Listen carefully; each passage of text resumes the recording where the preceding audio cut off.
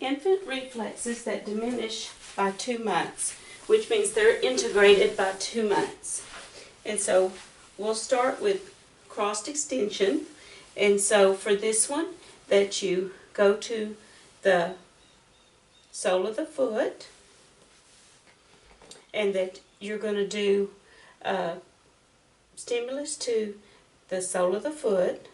And when you do, you are given a little bit of traction to the foot that you're poking, and that you either poke with, you can poke with a pin or a sharp stimulus, just a fingernail, and that causes the foot to withdraw, and the opposite leg will extend at the same time. That's called crossed extension, and it integrates by month 2. Now, the Gallant reflex is that if I hold the infant like this, and then I have their shirt, it makes a difference if you take their shirt off, because you're doing skin here. And so I have on the Gallant that I start at the scapula, and I go all the way down here. Here would be their spine, and here would be their scapula. And I would take a sharp stroke. I take my fingernail all the way down to their iliac crest, and when I do, then their trunk bends in that direction, and that is appropriate for it to do. And then you can start the other side and do it, and they should be turning subtly towards that side.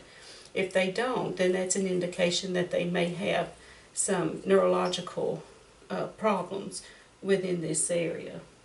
And that integrates at 2 months, so that if you do this to an older child, they don't turn. Okay? That's the Gallant. Then we have the Flexor Withdrawal. Now, it's going to sound a lot like a crossed extension.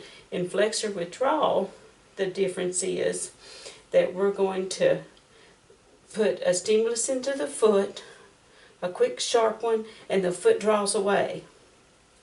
The Flexor Withdrawal, if we stick a sharp stimulus into the palm of the hand, then the hand will draw away. So we see 2 differences. I did not give a traction to the foot before I gave it the stimulus, and the same stimulus can be given to a foot and a hand. Now, some say that it's integrated at 0 to 2 months, but most will agree that this stays per lifetime, that if I poke you, you will withdraw automatically. And so the next one up is primary walking.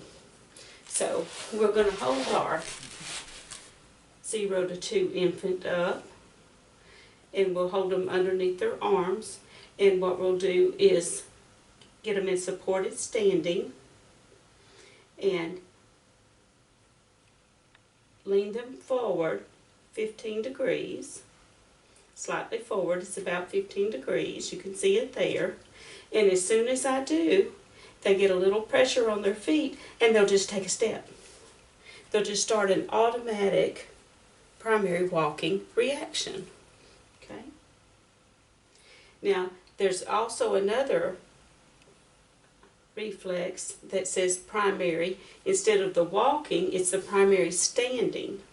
And in that one, basically it says that if you just stand and hold the infant in supported standing and put a little weight on their feet, that they will extend their knees and their hips and stand there like they're really standing, and they're like, wow, you're really strong. But in reality, it's really that reflex holding them up. And that usually integrates at 2 months. If they do this after 2 months and stand there good, it's usually because they have the strength in their legs to take that much weight and hold themselves.